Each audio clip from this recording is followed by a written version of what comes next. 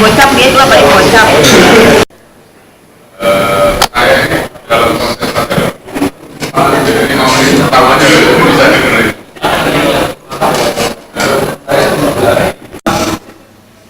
Tema yang kita diskusikan pada malam hari ini berkaitan dengan buku yang sekarang ini menjadi pembicaraan luas terutama di kalangan ekonomi barat.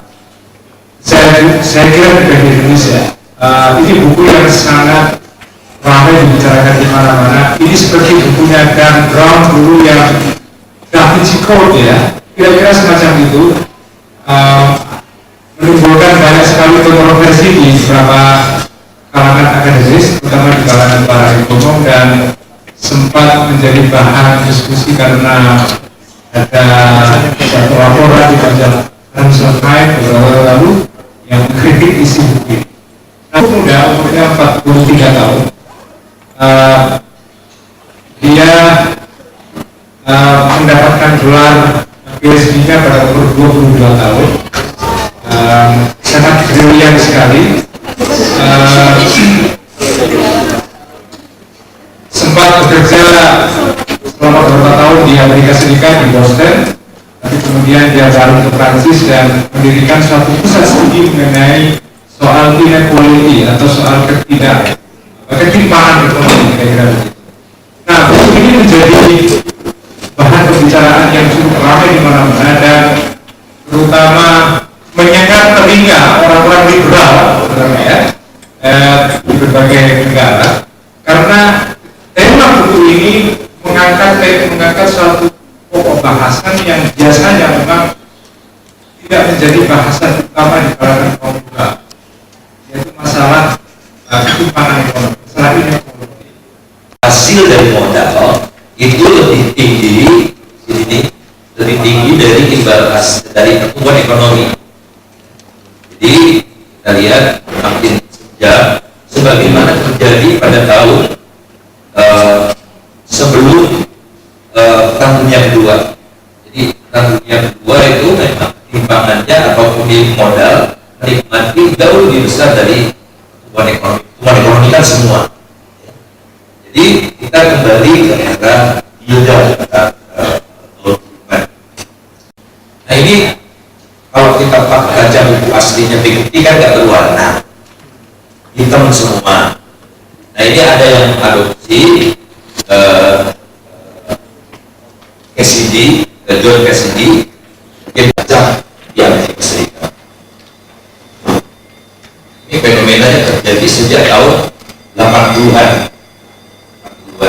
Nah kebetulan kalau tahun 71 kita jadikan trigger, ini adalah tatkala Nixon waktu itu mengumumkan Amerika Serikat tidak lagi mau menaikkan mata uangnya dengan emas, jadi floating total, jenuh sama itu definisi kita.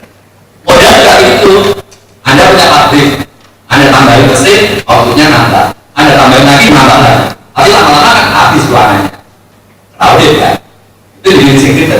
Jadi tambahan outputnya itu berkurang dengan pertambahannya. Ini penting, karena kalau modal itu tambah terus, itu diminisi kita juga. Jadi return yang disebut Pak Faisal Basri tadi itu nggak linear ya. Makin banyak modal yang ada ini, returnnya makin kecil. Nah, kemudian stay. Ini konsep jangka panjang. Nggak bisa mudah nonton terus, sementara kapitalnya tetap. Jumlah harus balance. Dalam jangka panjang akan terjadi yang disebut steady state, di mana income per kapita dan capital per kapita akan tumbuh sama. Capital income ratio is related in a simple and transparent way to the saving rate S and the growth rate B according to the following formula. Capital income ratio itu tergantung dari saving rate dibagi. Capital itu asalnya dari mana? Dari saving. Jadi Anda bisa punya mobil, bisa apa itu kan? Karena Anda menabung, menunda kenikmatan dari konsumsi sekarang. Harga juga kapital itu. Karena dia orang-orang yang menunda konsumsi. Orang-orang yang menunda konsumsi dan orang-orang yang menanggung risiko. Bukan menanggung risiko. Dia punya aset 100 juta, 100 miliar, tiba-tiba kena pas, beta sama dengan S dibagi. Ini bagusnya dan jeleknya operasi. Dan paksa yang diambil oleh pemilik modal ini yang merah. Nah yang merah ini naiknya 98.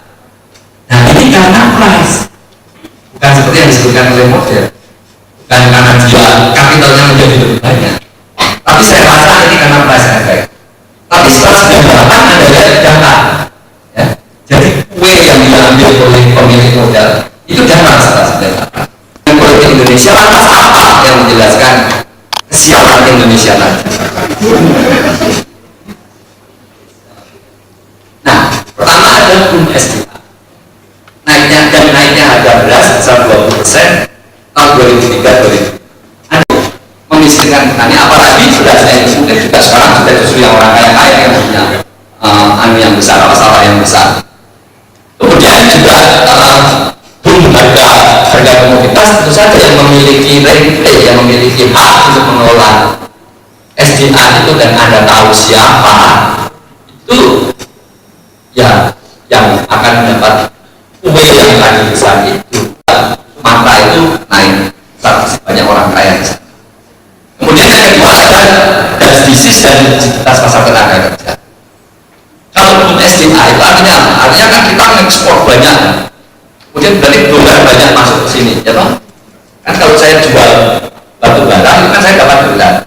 Kalau dolar banyak di sini, artinya kan dolar jadi murah. Akan tinggi. Dan yang kedua, di dalam buku Piketty ini kalau tidak salah, Piketty ini menjelaskan ada dua macam ketimpangan. Yang pertama, ketimpangan dalam hal income dari kapital, dan satu lagi ketimpangan dari income dari labor. Apakah model L lebih besar pada G ini atau return on capital lebih besar pada G ini dapat menjelaskan ketimpangan dari income from labor itu? Ya, terima kasih. Global tax, saya bawahnya saya sekarang masih saya bekerja di bidang tax, menurut saya global tax itu nggak mungkin. Kecuali negara semua jadi satu. Apakah solusinya cuma itu? Atau terus kedua dari Bapak Pak Lagio, apakah ada solusi dari Bapak solusi jangka pendek 1 sampai 5 tahun atau periode presiden untuk mengurangi inequality? Tidak terlalu tepat, tapi paling tidak sebenarnya kita mengetahui bahwa ada beberapa hal yang sebenarnya sangat tinggi ketika berusaha untuk menginterpretasikan data-data terutama inequality. Sumber ini secara lebih optimal.